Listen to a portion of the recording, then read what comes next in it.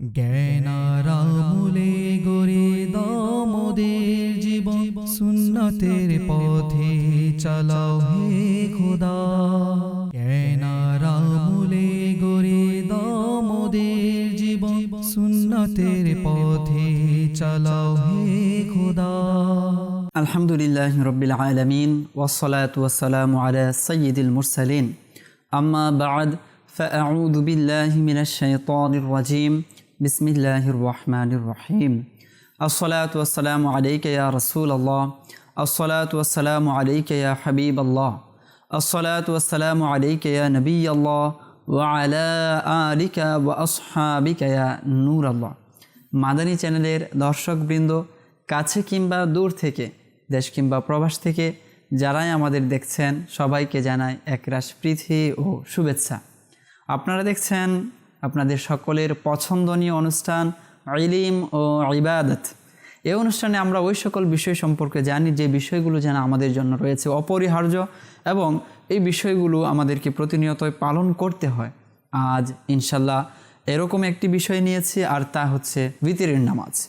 বিতিরের নামাজ এর গুরুত্ব কি রয়েছে, হুজুর সাল্লাল্লাহু আলাইহি ওয়াসাল্লাম এ সম্পর্কে কি ইরশাদ করেছেন, এর মাসআলা কি রয়েছে, এবং এর সাথে যদি সম্ভব হয় তাহাজ্জুদের নামাজও নিয়ে ইনশাল্লাহ আলোচনা করব। হুজুর সাল্লাল্লাহু আলাইহি ওয়াসাল্লাম বিতির নামাজ কয় রাকাত পড়েছেন সে বিষয়টাও যদি সংকলন হয় সময়ের, তাহলে সেই বিষয়ে ইনশাল্লাহ কিছু আলোচনা করার চেষ্টা করব। তবে আসুন আলোচনার শুরু করার পূর্বে আমরা দুরূদ শরীফের একটি ফজিলত শ্রবণ করে নিই। প্রিয় নবী রাসূল আরবি সাল্লাল্লাহু আলাইহি ওয়াসাল্লাম ইরশাদ করেছেন, মান আকসারাস সালাতা আলাইয়া নাওয়ারাল্লাহু কলবাহু, অর্থাৎ যে ব্যক্তি আমার প্রতি অধিক হারে দুরূদ শরীফ পাঠ করবে, আল্লাহ পাক তার অন্তরকে আলোকিত করে দিবেন। সল্লু আলাল হাবিব সাল্লাল্লাহু তাআলা আলা মুহাম্মদ সাল্লাল্লাহু আলাইহি ওয়াসাল্লাম। বিতির নামাজ যেমন আমরা 5 ওয়াক্ত ফরজ নামাজ পড়ে থাকি, অনুরূপভাবে বিতিরও আমরা পড়ে থাকি। আর বিতির নামাজ হুজুর সাল্লাল্লাহু আলাইহি ওয়াসাল্লামের পক্ষ থেকে খুবই তাকিদ প্রদান করা হয়েছে এই নামাজের ব্যাপারে। তো এই ব্যাপারেই উলামায়ে কেরামগণ এভাবেই বলেন যে বিতির নামাজ ওয়াজিব হওয়ার এই বিষয়টি অসংখ্য সহিহ হাদিস ও আসার দ্বারা প্রমাণিত। অতএব সাধারণ নফল ও সুন্নতের মতো মনে করে এতে অবহেলা করার কোনো সুযোগ নেই। বিতির নামাজের সম্পর্কে কী কী হাদিস এসেছে, আসুন সে বিষয়ে আমরা ইনশাল্লাহ শুনি যে হুজুর সাল্লাল্লাহু আলাইহি ওয়াসাল্লাম এই বিতির নামাজ সম্পর্কে কি বলেছেন।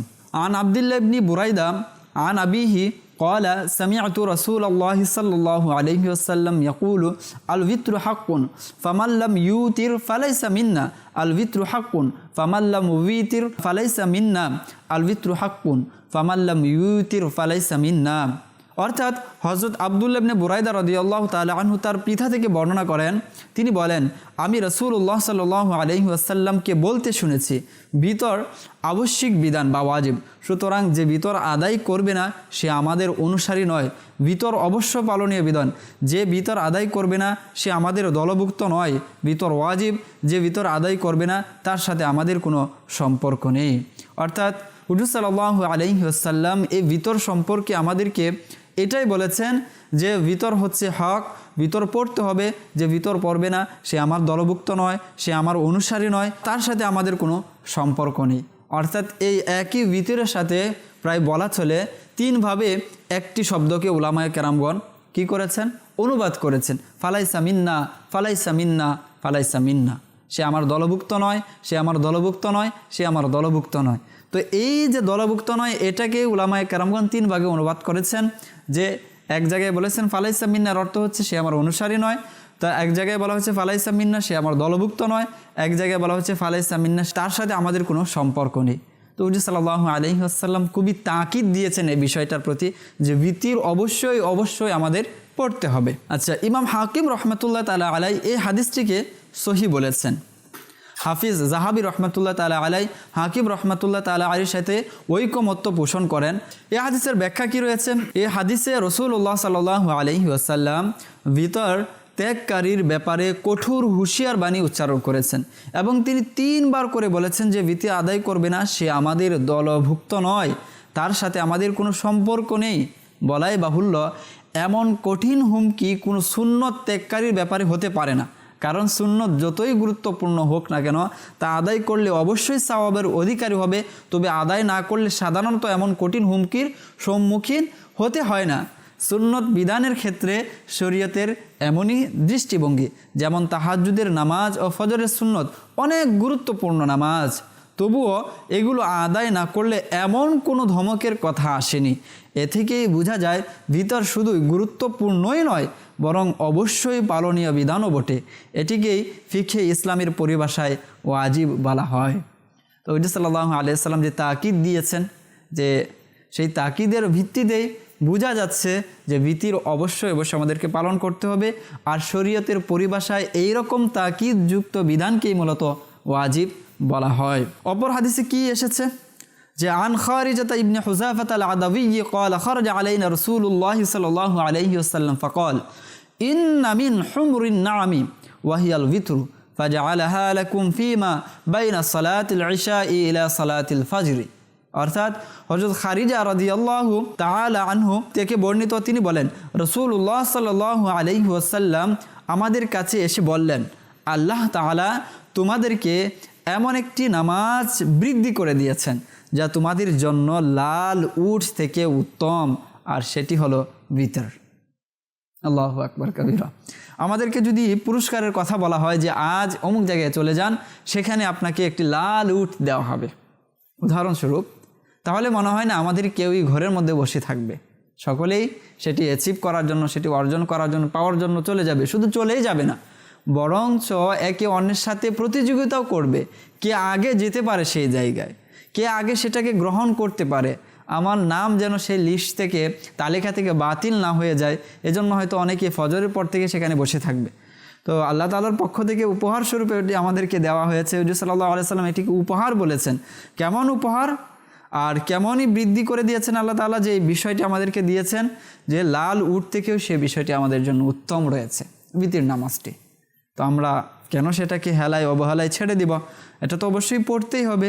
পাশাপাশি এরকম পুরস্কারের কথাও রয়েছে, যেমনিভাবে লাল উট গ্রহণ করার জন্য মানুষ ঝাঁপিয়ে পড়ে, তো এটিও আমাদেরকে ঝাঁপিয়ে পড়ে এটি অ্যাচিভ করা দরকার আমাদের। আচ্ছা, হাদিসের মান সম্পর্কে কি বলা হয়েছে? বলা হচ্ছে যে হাদিসটি হচ্ছে সহিহ। এরপর হাদিসের মধ্যে এসেছে যে আন আবি তামিমিনিল জাইশানী আন্না উমর ইবনুল আস خطب الناس يوم الجمعة فقال إن أبا بصرة حدثني أن النبي صلى الله عليه وسلم قال إن الله زادكم صلاة وهي الوتر فصلوها فيما بين صلاة العشاء إلى صلاة الفجر। অর্থাৎ আবু তামিম আজ-জাইশানী রাদিয়াল্লাহু তাআলা আনহু থেকে বর্ণিত, তিনি বলেন একদিন আমর ইবনুল আস রাদিয়াল্লাহু তাআলা আনহু জুমার খুতবায় লোকদের উদ্দেশ্যে বললেন, আবু বসরা রাদিয়াল্লাহু তাআলা আনহু আমাকে নবী করিম সাল্লাল্লাহু আলাইহি ওয়াসাল্লাম এর এই হাদিস বর্ণনা করেন যে নিশ্চয়ই আল্লাহ তাআলা তোমাদেরকে একটি নামাজ বৃদ্ধি করে দিয়েছেন, আর তা হলো বিতর। অতএব ঈশা ও ফজরের মধ্যবর্তী সময়ে তা আদায় করো। অর্থাৎ বিতির কখন পড়তে হবে, এখানে এই বিষয়ে আমাদেরকে কি করা হয়েছে? দিক নির্দেশনা প্রদান করা হয়েছে। আল্লাহ তাআলা তো এই বিষয়টা আমাদেরকে বাড়িয়ে দিয়েছেন। তবে প্রত্যেক নামাজের তো একটি ওয়াক্ত রয়েছে, ইন্নাস সালাতা কানাত আলাল মুমিনিনা কিতাবাম মাওকুতা। তবে এই যে ভিতরে নামাজ রয়েছে, এটার এক সময় রয়েছে, আর সেই সময়টাও কি শরীয়তের পক্ষ থেকে নির্ধারিত হয়েছে। সেটা কি? যে বাইনা সালাতিল ইশা ইলা সালাতিল ফজর, যে ঈশা নামাজ এবং ফজরের নামাজের মধ্যবর্তী যে সময়টা রয়েছে, এই সময়ের মাঝখানে আমাদেরকে এই নামাজটা আদায় করতে হবে। ব্যাখ্যা কি রয়েছে? উপরোক্ত হাদিস দ্বয়, অর্থাৎ দুটি হাদিস একই রকম আমরা হাদিস শুনেছি যে রাসূলুল্লাহ সাল্লাল্লাহু আলাইহি ওয়াসাল্লাম বিতর সম্পর্কে বলেছেন, আল্লাহ তাআলা সেটি বৃদ্ধি করে দিয়েছেন এবং তা আদায়ের সময় নির্ধারণ করেছেন ঈশা ও ফজরের মধ্যবর্তী সময়। প্রকৃত অর্থে বৃদ্ধি করা হয়েছে কথাটি তখনই বলা হয় যখন বর্ধিত বস্তুটি যার উপর বৃদ্ধি করা হয়েছে তার শ্রেণীভুক্ত হয়। আর এখানে বর্ধিত বস্তুটি হলো ভিতির নামাজ, যার উপর বৃদ্ধি করা হয়েছে তা হলো ফরজ নামাজ। কারণ নফল ও সুন্নতের ক্ষেত্র প্রশস্ত, এখানে কোনো সীমাবদ্ধতা ও বাধ্যবাধকতা নেই, তাই বাড়ানো বা কমানোর প্রশ্নই আসে না। সেই হিসাব ভিতরেও ফরজ হওয়ার কথা ছিল, কিন্তু আলোচ্য বর্ণনাটি খবর ওয়াহিদ তথা সীমিত সংখ্যক সূত্রে বর্ণিত হয়, তা দ্বারা সংশয়মুক্ত সুনিশ্চিত জ্ঞান অর্জন হয় না। তাই ফকিহগণ উসুলে ফিকহের আলোকে ভিতিরকে ফরজ না বলে ওয়াজিব বলেছেন। উল্লেখ্য হজরত আমর ইবনুল আস রাদিয়াল্লাহু তাআলা আনহু মিম্বারে দাঁড়িয়ে জুমার খুতবায় বিপুল জনসংখ্যার সামনে হাদিসটি বর্ণনা করেছেন। এ থেকেও তার সমধিক গুরুত্ব আমাদের সামনে কি হয়, প্রতিভাত হয়। সুতরাং ভিতির নামাজ যে আল্লাহ রসুল সাল্লাল্লাহু আলাইহি ওয়াসাল্লামের পক্ষ থেকে আমরা পেয়েছি এবং আল্লাহ তাআলা সেটাকে আমাদের উপর কি করেছেন, বৃদ্ধি করেছেন। কিসের উপর বৃদ্ধি করেছেন? ফরজের উপর বৃদ্ধি করেছেন। তো আমরা উসুল সম্পর্কে পূর্বেও জেনেছি যে ইমাম আজম আবু হানিফা রহমাতুল্লাহ তাআলা আলাইহি এর উসুল হচ্ছে সবার আগে হচ্ছে কোরআন, এরপর হচ্ছে হাদিস। তো কোরআন যে বিষয়গুলো আমাদেরকে ফরজ করেছে সেটা হচ্ছে 5 ওয়াক্ত নামাজ, ফজর, জোহর, আসর, মাগরিব, ইশা। এরপর এর সাথে আল্লাহ তাআলার কালামের সাথে কোনো বিষয়কে যদি আরও বাড়াতে হয় সেক্ষেত্রে নীতি হচ্ছে সেটা খবরে মুতাওয়াতির হতে হবে, অন্যথায় কোরআনের সাথে কোনো বিষয়কে মেলানো যাবে না, কোনো বিষয়কে মিলানো যাবে না। যেমন এইরকম অসংখ্য উদাহরণ রয়েছে যেখানে আমরা দেখব যে ইমাম আজম আবু হানিফা রহমাতুল্লাহ তাআলা আলাইহি সর্বাধিক কোরআনকে রেখেছেন, সবার আগে কি করেছেন, কোরআনকে রেখেছেন। যে যেখানে আল্লাহ পাক কোনো কয়াত করেননি, আল্লাহ পাক যে বিষয়কে যেভাবে বর্ণনা করেছেন ইমাম আজম আবু হানিফা রহমাতুল্লাহ তাআলা আলাইহি তার ফিকের বিশেষত্বই হচ্ছে এটা, সেটাকে তিনি সেভাবেই রেখেছেন। সেখানে তিনি কি বর্ধিতও করেননি, কমানোনি। যেমন জিহারের মাসালা যদি দেখি সেখানে আমরা দেখব যে আল্লাহ তাআলা 3টি অবস্থার কথা বর্ণনা করেছেন। যে প্রথমত গোলাম আজাদ করতে হবে, হ্যাঁ, তারপর যদি ব্যক্তি গোলাম আজাদ না করতে পারে তাহলে 60 দিনের রোজা রাখবে। আর এই 2টি বিধানের ক্ষেত্রে আল্লাহ তাআলা বলেছেন এই কাজগুলো করার পূর্বে কি করতে পারবে না, সে তার স্ত্রীর সাথে থাকতে পারবে না। কিন্তু শেষের বিধান যখন আল্লাহ তাআলা বর্ণনা করেছেন যে অন্যথায় সে কী করবে, মিসকিনদেরকে খাবার খাওয়াবে, সেখানে আল্লাহ পাক এই শর্ত আরোপ করেননি যে এই খাবার খাওয়ানোর মধ্যে সে তার স্ত্রীর সাথে থাকতে পারবে না।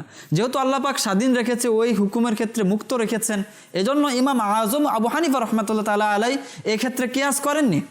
যে উপর 2টার ক্ষেত্রে আল্লাহ তাআলা কি করেছেন, যে ওইখানে শর্ত জুড়ে দিয়েছেন এর মধ্যে স্ত্রীর সাথে সে থাকতে পারবে না, তো এখানেও এটাই হওয়া উচিত। ইমাম আজম সেখানে কিয়াস করেননি, সেটাকে আল্লাহ পাক যেভাবে বলেছেন সেভাবে তিনি স্বাধীন রেখেছেন। তো ইমাম আজম আবু হানিফা রহমাতুল্লাহ তাআলা আলাইহি এর ফিকহের তার মাসআলা বের করার নিয়মই এটা ছিল যে সবার আগে কোরআন, তারপর হাদিস, তারপর ইজমা, এইগুলোর মধ্যে যদি কোনো কিছুর না পাওয়া যায় ফুরুই মাসালার ক্ষেত্রে তারপর তিনি কিয়াস করেছেন। তো এই ক্ষেত্রেও এটাই আমরা দেখতে পাই যে যেহেতু হাদিসে মুতাওয়াতির না, সেই ক্ষেত্রে এই ভিতরের নামাজকে ফরজ করা হয়নি, নয়তো যেভাবে তাকিদ প্রদান করা হয়েছে। হুজুর সাল্লাল্লাহু আলাইহি ওয়াসাল্লাম বৃদ্ধির কথা বলেছেন, তো শুধুমাত্র খবরে ওয়াহিদ হওয়ার কারণে এটা ফরজ হয়নি। আশা করি আমরা হয়তো অনেকেই বুঝে গিয়েছি। আল্লাহ পাক আমাদেরকে বোঝার তৌফিক দান করুন। এ সম্পর্কে আরও একটি হাদিস শুনি যে এই ভিতরের গুরুত্ব কি রয়েছে। আন আয়েশা ক্বালাত কানা রাসূলুল্লাহি সাল্লাল্লাহু আলাইহি ওয়াসাল্লাম ইউসাল্লি মিনাল লাইলি ফাইযা আওতারা ক্বালা উমি ফাআউতিরি ইয়া আয়েশাতু। অর্থাৎ হযরত আয়েশা রাদিয়াল্লাহু তাআলা আনহা থেকে বর্ণিত, তিনি বলেন রাসূলুল্লাহ সাল্লাল্লাহু আলাইহি ওয়াসাল্লাম রাতে নামাজ আদায় করতেন, যখন ভিতর আদায়ের ইচ্ছা করতেন তখন আমাকে ঘুম থেকে জাগিয়ে দিতেন এবং বলতেন, হে আয়েশা উঠো, ভিতর আদায় করে নাও। তো এই ব্যাপারে উলামায়ে কেরামগণ কি বলেন, এখানে লক্ষ্য করার বিষয় হলো রাসূলুল্লাহ সাল্লাল্লাহু আলাইহি ওয়াসাল্লাম তাহাজ্জুদ পড়ার সময় আয়েশা রাদিয়াল্লাহু তাআলা আনহাকে ডাকতেন না, কিন্তু যখন ভিতর আদায়ের সময় হতো তখন তাকে জাগিয়ে দিতেন এবং ভিতর পড়ার জন্য আদেশ করতেন। বোঝা যায় ভিতর হচ্ছে ওয়াজিব। তাহাজ্জুদের সময় ডেকে তুলতেন না, কিন্তু ভিতরের সময় ডেকে তুলতেন, কেননা সেটা ওয়াজিব ছিল, সেটা আল্লাহ তাআলার পক্ষ থেকে বৃদ্ধি করা হয়েছে, বান্দাকে সেটা পড়তেই হবে। তো এই জন্য হুজুর সাল্লাল্লাহু আলাইহি ওয়াসাল্লাম আম্মা জান আয়েশা সিদ্দিকা রাদিয়াল্লাহু তাআলা আনহাকে যখন ভিতর আদায় করতেন তখন আলাদাভাবে ডেকে তুলতেন। এই ব্যাপারে আল্লামা আইনি রহমাতুল্লাহ তাআলা আলাইহি অসংখ্য উলামায়ে কেরামের অভিমত রয়েছে, সকলের অভিমত তুলে ধরাও সম্ভব নয়। তো আল্লামা আইনি রহমাতুল্লাহ তাআলা আলাইহি যে হাদিস রয়েছে, আমরা শুরুতে যেটা শুনলাম যে হুজুর সাল্লাল্লাহু আলাইহি ওয়াসাল্লাম ইরশাদ করেছেন যে লাম ইউতির ফালাইসা মিন্না, যে ভিতির পড়ল না সে আমার দলভুক্ত নয়।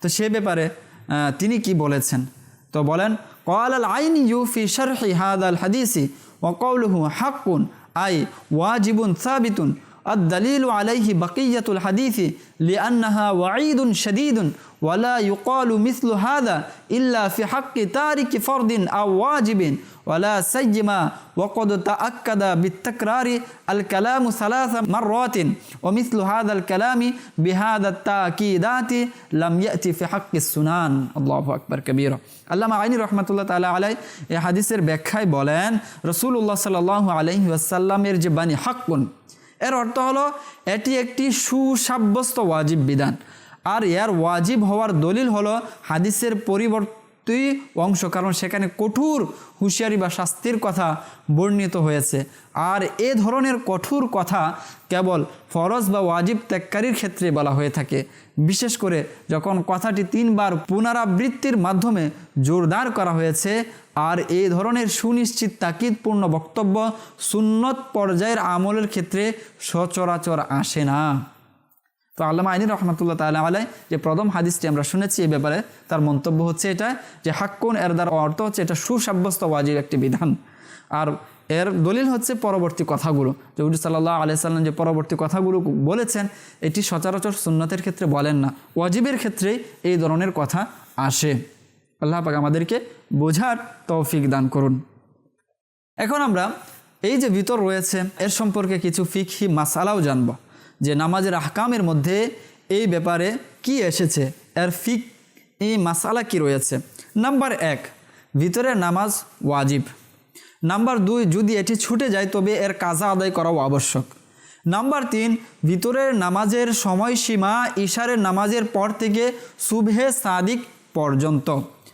নাম্বার 4 যে ব্যক্তি ঘুম থেকে উঠতে সক্ষম তার জন্য উত্তম হচ্ছে রাতের শেষ ভাগে উঠে প্রথমে তাহাজ্জুদের নামাজ আদায় করা এরপর ভিতরের নামাজ আদায় করা নাম্বার 5 ভিতরের নামাজ 3 রাকাত নাম্বার 6 এতে কাদায়ে উলা ওয়াজিব কাদায়ে উলা করার পর শুধু তাশাহুদ পড়ে দাঁড়িয়ে যাবেন নাম্বার 7 তৃতীয় রাকাতে কিরাতের পর কুনুতের তাকবীর বলা হচ্ছে ওয়াজিব নাম্বার 8 যেভাবে তাকবীরে তাহরিমা বলা হয় সেভাবেই প্রথমে হাত কান পর্যন্ত উঠাবেন অতঃপর বলবেন যে তাকবীর রয়েছে সেই তাকবীর নাম্বার 9 তারপর হাত বেঁধে দোয়া কুনুত পাঠ করবেন নাম্বার 10 দোয়া কুনুতের পর দুরুদ শরীফ পড়া হচ্ছে উত্তম এটা আমরা অনেক সময় জানি না বা না জানার কারণে আমরা ছেড়ে দেই যে দোয়া কুনুত পাঠ করলাম এখন সেই দোয়া কুনুতের পর দুরুদ শরীফ পাঠ করা হচ্ছে উত্তম নাম্বার 11 যারা দোয়া কুনুত পড়তে পারে না তাদের জন্য কি করণীয় রয়েছে তারা এটা পড়বে আল্লাহুম্মা রব্বানা আতিনা ফিদ দুনিয়া হাসানাতাও ওয়া ফিল আখিরাতি হাসানাতাও ওয়া কিনা আযাবান নার দোয়া কুনুত যারা পারে না তো হাত বাঁধা অবস্থায় আপনি দোয়া কুনুত পারেন না তবে দোয়া কুনুত শেখাটা কিন্তু আপনার জন্য অপরিহার্য যদি না পারেন একদিকে শিখতেও থাকবেন অপরদিকে আপনি আপনার নামাজও কন্টিনিউ করবেন তখন ওই মুহূর্তে আপনি কি করবেন তো ওই মুহূর্তে শেখানো হচ্ছে যে এভাবে আল্লাহুম্মা রব্বানা আতিনা ফিদ দুনিয়া হাসানাতাও ওয়া ফিল আখিরাতি হাসানাতাও ওয়া কিনা আযাবান নার এখন বলা হচ্ছে যদি এটাও কেউ না পারে তাহলে তার কি সে কি করবে তো বলা হচ্ছে সে বলবে আল্লাহুম্মা গফিরলি হে আল্লাহ আমাকে ক্ষমা করে দাও নাম্বার 12 যদি দুআয়ে কুনুত পড়তে ভুলে যান ও রুকুতে চলে যান তবে পুনরায় ফিরে আসবেন না বরং শেষে সিজদায়ে সাহু করে নেবেন এরপর বলা হচ্ছে ভিতরের নামাজ জামাতের সাথে আদায় করার সময় যেমন রমজানুল মুবারকে পড়া হয় যদি মুক্তাদির কুনুত পড়া শেষ হয়নি এমন অবস্থায় ইমাম রুকুতে চলে যায় তো কি করবে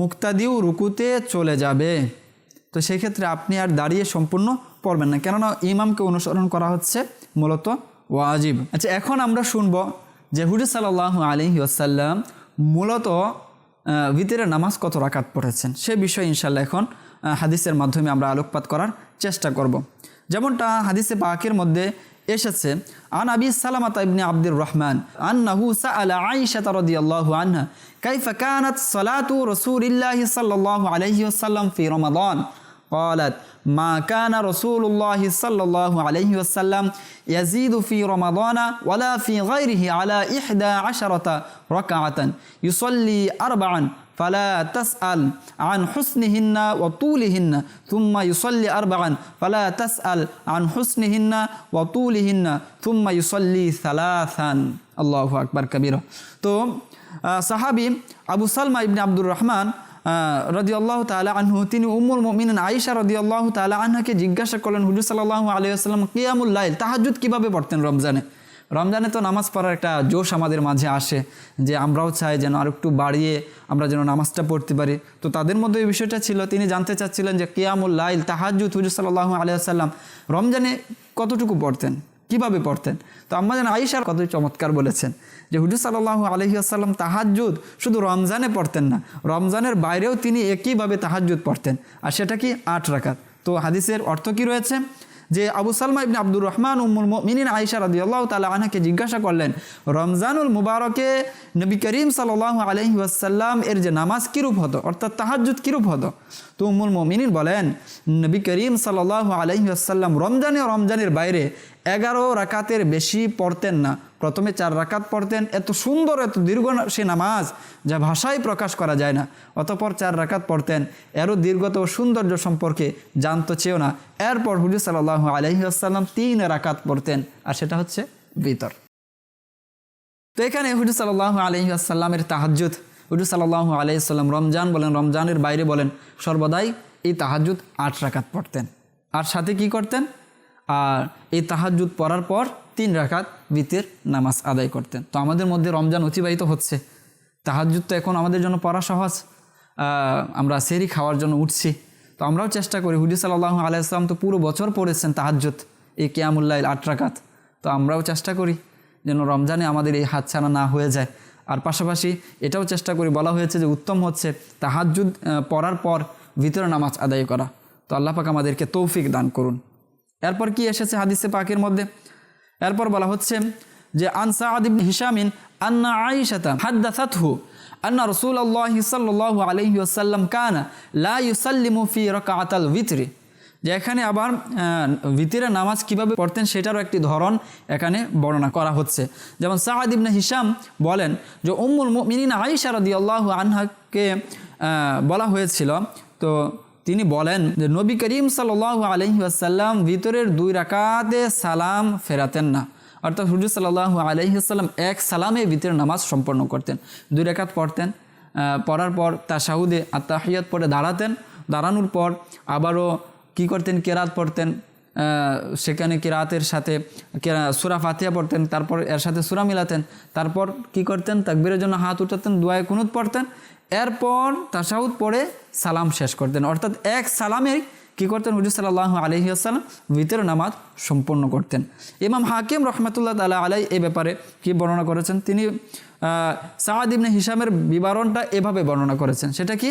কানা রাসূলুল্লাহ সাল্লাল্লাহু আলাইহি ওয়াসাল্লাম লা ইউসাল্লিমু ফি রাকাতাইনিল আউয়ালাইনি মিনাল ভিতরি। যে ইমাম হাকিম রাহমাতুল্লাহ তাআলা আলাইহি সাআদ ইবনে হিশামের বিবরণ এভাবে বর্ণনা করেছেন, রাসূলুল্লাহ সাল্লাল্লাহু আলাইহি সাল্লাম ভিতরের প্রথম 2 রাকাতে সালাম ফেরাতেন না। আর তিনি বলেছেন হাদিসটি হচ্ছে সহিহ, আর সেটা হচ্ছে শাইখাইন অর্থাৎ ইমাম বুখারী ইমাম মুসলিম তারা যেই শর্ত জুড়ে বুখারী শরীফের মধ্যে হাদিস তারা বর্ণনা করেছেন, মুসলিমের মধ্যে বর্ণনা করেছেন, সেই শর্ত অনুযায়ী হাদিসটি সহিহ। তো এই হাদিসের মধ্যে আমরা দেখতে পাই যে হুজুর সাল্লাল্লাহু আলাইহি সাল্লাম একই সালামে ভিতরের নামাজ কি করেছেন? সম্পন্ন করেছেন। অন্য জায়গায় এসেছে কানা রাসূলুল্লাহ সাল্লাল্লাহু আলাইহি ওয়াসাল্লাম উইতরু বিসালাসিন লা ইউসাল্লিমু ইল্লা ফি আখিরিহিন্না ওয়া হাযা উইতরু আমিরুল মুমিনিন ওমর ইবনুল খাত্তাব রাদিয়াল্লাহু আনহু ওয়া আনহু আখাযাহু আহলুল মদিনাতি। অর্থাৎ রাসূলুল্লাহ সাল্লাল্লাহু আলাইহি ওয়াসাল্লাম ভিতরের নামাজ 3 রাকাত পড়তেন এবং শুধু শেষ রাকাতে সালাম ফেরাতেন। আমিরুল মুমিনিন উমর রাদিয়াল্লাহু তাআলা আনহু এই নিয়মে ভিতর পড়তেন এবং তারই সূত্রে আহলে মদিনা যারা ছিল তারাও এভাবে নামাজ আদায় করতেন। তো ভিতরে নামাজ 3 রাকাত রয়েছে এবং এই নামাজের মধ্যে একবারই সালাম আমাদেরকে কি করতে হবে? ফিরাতে হবে। মুসনাদে আহমদ কিতাবের মধ্যে এভাবে বর্ণিত হয়েছে, যেমন আন্না রাসূলুল্লাহ সাল্লাল্লাহু আলাইহি ওয়াসাল্লাম ইযা সাল্লা লিল-ইশা দাখালা আল-মানজিলা থুম্মা সাল্লা রাকাতাইনি থুম্মা সাল্লা বা'দাহুমা রাকাতাইনি আতওয়ালা মিনহুমা থুম্মা আওতারা বিসালাসিন লা ইউফাসসিলু বাইনাহুন্না থুম্মা সাল্লা রাকাতাইনি ওয়া হুয়া জালিসুন ইয়ারকাউ ওয়া হুয়া জালিসুন ওয়া ইয়াসজুদু ওয়া হুয়া জালিসুন। আল্লাহু আকবার কাবীরা। তো রাসূলুল্লাহ সাল্লাল্লাহু আলাইহি ওয়াসাল্লাম মানে এই হাদিসের অর্থ হচ্ছে যে রাসূলুল্লাহ সাল্লাল্লাহু আলাইহি ওয়াসাল্লাম ঈশার নামাজ আদায় করে ঘরে আসতেন এবং 2 রাকাত নামাজ পড়তেন, এরপর আরও 2 রাকাত পড়তেন যা পূর্বের নামাজের চেয়ে দীর্ঘ হতো, অতঃপর 3 রাকাত পড়তেন যা মাঝখানে আলাদা করতেন না, এরপর বসে বসে 2 রাকাত নামাজ পড়তেন, রুকু সিজদাও সেভাবেই আদায় করতেন। তো হুজুর সাল্লাল্লাহু আলাইহি ওয়াসাল্লাম ঘরে এসে কি করতেন? নফল নামাজ পড়তেন। তো আমরাও আমাদের ঘরগুলো কি করে নফল নামাজের মধ্যে সুসজ্জিত করে ঘরের মধ্যে একটা পরিবেশ তৈরি করি নামাজের, এবং হুজুর সাল্লাল্লাহু আলাইহি ওয়াসাল্লাম যেভাবে করেছেন এভাবে নামাজ আদায় করে আমরা 3 রাকাত কি করি? ভিতরের নামাজ আদায় করি সর্বশেষ। এরপর আমরা কি করি? আরও বসে বসে চাইলে 2 রাকাত পড়তে পারি, এটাও হাদিসে পাকের মধ্যে এসেছে। তো এখানে ঘরের মধ্যে নামাজ আদায় করার একটি বিষয় আমরা পাই যে হুজুর সাল্লাল্লাহু আলাইহি ওয়াসাল্লাম ঘরের মধ্যে নফল নামাজ পড়েছেন এবং ঘরের মধ্যে ভিতরের নামাজটা আদায় করেছেন, সেটা 3 রাকাত আদায় করেছেন। এছাড়াও একটি হাদিস যেটা অসংখ্য কিতাবের মধ্যে রয়েছে সাঈদ ইবনে জুবায়ের থেকে, তিনি আন ইবনে আব্বাস রাদিয়াল্লাহু আনহুমা ক্বালা কানা রাসূলুল্লাহ সাল্লাল্লাহু আলাইহি ওয়াসাল্লাম ইউতিরু বিসালাসিন ইয়াকরাউ ফিল উলা সাব্বিহিসমা রাব্বিকাল আ'লা ওয়া ফিস সানিয়াতি কুল ইয়া আইয়ুহাল কাফিরুন ওয়া ফিস সালিসাতি কুল হুয়াল্লাহু আহাদ। অর্থাৎ এখানে হুজুর সাল্লাল্লাহু আলাইহি ওয়াসাল্লাম ভিতরের নামাজে প্রত্যেক রাকাতে সূরা ফাতিহার পর কোন কোন সূরা মিলাতেন সেটাও এখানে উল্লেখ করা হয়েছে। তো হাদিসের অর্থ কী রয়েছে? হযরত আব্দুল্লাহ ইবনে আব্বাস রাদিয়াল্লাহু তাআলা আনহুমা বর্ণনা করেন যে রাসূলুল্লাহ সাল্লাল্লাহু আলাইহি ওয়াসাল্লাম ভিতরের নামাজ 3 রাকাত পড়তেন। প্রথম রাকাতে সূরা আ'লা, দ্বিতীয় রাকাতে সূরা কাফিরুন এবং তৃতীয় রাকাতে সূরা ইখলাস পাঠ করতেন। আর এই হাদিসটি অসংখ্য কিতাবের মধ্যে বর্ণিত হয়েছে। সুনানে দারিমির মধ্যে বর্ণিত হয়েছে, সুনানে তিরমিজির মধ্যে, সুনানে নাসাই, সুনানে ইবনে মাজা, শরহে মাআনিল আসার, মুসান্নেফে ইবনে আবি শাইবা, আল মুআল্লা, ইবনে হাজাম, ইমাম নাবাবির খুলাসা, অর্থাৎ অসংখ্য কিতাবের মধ্যে এই হাদিসটি বর্ণিত হয়েছে। তো ভিতরে আমাদেরকে 3 রাকাত পড়তে হবে, পাশাপাশি আমরা চেষ্টা করব যে ভিতরের প্রথম রাকাতে সাব্বিহিসমা রাব্বিকাল আ'লা, দ্বিতীয় রাকাতে কুল ইয়া আইয়ুহাল কাফিরুন, তৃতীয় রাকাতে কুল হুয়াল্লাহু আহাদ। তো এটা হচ্ছে ভিতরের নামাজের মাসনুন সূরা, অর্থাৎ এভাবে সূরা আদায় করলে হুজুর সাল্লাল্লাহু আলাইহি ওয়াসাল্লাম যেভাবে ভিতর পড়তেন সেভাবে ভিতর ইনশাআল্লাহ আদায় হয়ে যাবে ইনশাআল্লাহুল কারীম। আচ্ছা, উম্মুল মুমিনিন আয়েশা রাদিয়াল্লাহু তাআলা আনহা থেকে আরও একটি রওয়ায়াত এসেছে, আন আয়েশা রাদিয়াল্লাহু আনহা ক্বালাত ক্বালা রাসূলুল্লাহ সাল্লাল্লাহু আলাইহি ওয়াসাল্লাম আল বিত্রু সালাসুন কাসালাসিল মাগরিবি, যে হুজুর সাল্লাল্লাহু আলাইহি ওয়াসাল্লাম ইরশাদ করেছেন মাগরিব যেমন 3 রাকাত তেমনি ভিতরও হচ্ছে 3 রাকাত। আব্দুল্লাহ ইবনে মাসউদ রাদিয়াল্লাহু তাআলা আনহু থেকে এই ব্যাপারে এসেছে যে আন আব্দুল্লাহ ইবনে মাসউদ রাদিয়াল্লাহু আনহু ক্বালা রাসূলুল্লাহ সাল্লাল্লাহু আলাইহি ওয়াসাল্লাম বিত্রুল লাইলি সালাসুন কাবিত্রিন নাহারি সালাতুল মাগরিবি। আর এটি বর্ণনা করেছেন দারা কুতনি। হাদিসের অর্থ কি? রাসূলুল্লাহ সাল্লাল্লাহু আলাইহি ওয়াসাল্লাম ইরশাদ করেন যে দিবসের ভিতর অর্থাৎ মাগরিব যেমন 3 রাকাত তেমনিভাবে রাতের ভিতর অর্থাৎ ভিতরে যে নামাজ রয়েছে সেটা হচ্ছে 3 রাকাত। তো আল্লাহ পাক আমাদেরকে ওই অনুযায়ী আমল করার তৌফিক দান করুন। এই ব্যাপারে উলামায়ে কেরামের অসংখ্য মত রয়েছে, অসংখ্য উক্তি রয়েছে যে তারা সকলেই এভাবেই আমলটা করতেন, ভিতর নামাজ পড়তেন, শেষ রাতে পড়তেন এবং 3 রাকাতই পড়তেন। যেমন মিসওয়ার ইবনে মাখরামা রাহমাতুল্লাহ আলাইহি বলেন, আমরা রাতের বেলায় আবু বকর সিদ্দিক রাদিয়াল্লাহু তাআলা আনহুকে দাফন করলাম। উমর রাদিয়াল্লাহু তাআলা আনহু বললেন, আমি এখনও ভিতর পড়িনি। তিনি ভিতরের নামাজ পড়াতে দাঁড়ালেন, আমরা তার পিছনে কাতার করলাম, তিনি আমাদের নিয়ে 3 রাকাত নামাজ পড়লেন এবং শুধু শেষ রাকাতে সালাম ফেরালেন। এছাড়াও মুস্তাদরক হাকিমের উদ্ধৃতি সাদ ইবনে হিশামের রিওয়ায়াতের উল্লেখ করা হয়েছে যে নবী করিম সাল্লাল্লাহু আলাইহি সাল্লাম 3য় রাকাতে সালাম ফেরাতেন। ইব্রাহিম নাখী রাহমাতুল্লাহ তাআলা আলাইহি থেকে বর্ণিত হযরত ওমর ইবনুল খাত্তাব রাদিয়াল্লাহু তাআলা আনহু বলেন, আমি 3 রাকাত ভিতর পরিত্যাগ করা পছন্দ করি না, এর পরিবর্তে লাল বর্ণের উট পেলেও, অর্থাৎ ভিতর তারা অপরিহার্যভাবে নিয়েছিলেন। হাসান বসরি রহমাতুল্লাহ তাআলা আলাইহিকে বলা হয় যে এই ব্যাপারে আপনার কি অভিমত? তো তিনি বলেন, এই ব্যাপারে সবচেয়ে অভিজ্ঞ হচ্ছে কি হযরত ওমর ফারুক রাদিয়াল্লাহু তাআলা আনহু, তার যে উক্তি রয়েছে ভিতরের আমি সেটার উপরে আমল করি, অর্থাৎ 3 রাকাত তিনিও পড়তেন। তো আল্লাহ পাক আমাদেরকেও ভিতরের নামাজ যথাযথভাবে গুরুত্বর সাথে 3 রাকাত এক সালামের ভিতরে এবং নফল নামাজ ঘরের মধ্যে আদায় করার পর আদায় করার তৌফিক দান করুন। তো আমরা আজ জানলাম যে ভিতরের নামাজের গুরুত্ব, ভিতরের নামাজ ওয়াজিব রয়েছে, নামাজের আহকাম থেকে কিছু মাসআলাও জেনেছি। সর্বশেষ হুজুর সাল্লাল্লাহু আলাইহি ওয়াসাল্লাম যেভাবে ভিতর পড়তেন সে বিষয়টা আমরা আজকের অনুষ্ঠানে জানতে পেরেছি। আল্লাহ পাক যথাযথভাবে আমাদের আমল করার তৌফিক দান করুন। আজ এই পর্যন্তই, আগামী অনুষ্ঠান দেখার আমন্ত্রণ জানিয়ে শেষ করছি। ততক্ষণ পর্যন্ত ভালো থাকুন, সুস্থ থাকুন, মাদানী চ্যানেলের সঙ্গে থাকুন। সল্লু আলাল হাবিব সাল্লাল্লাহু তাআলা আলা মুহাম্মদ সাল্লাল্লাহু আলাইহি ওয়াসাল্লাম। জ্ঞানারামুলে গড়ে দাও মোদের জীবন, সুন্নতের পথে চালাও হে খোদা।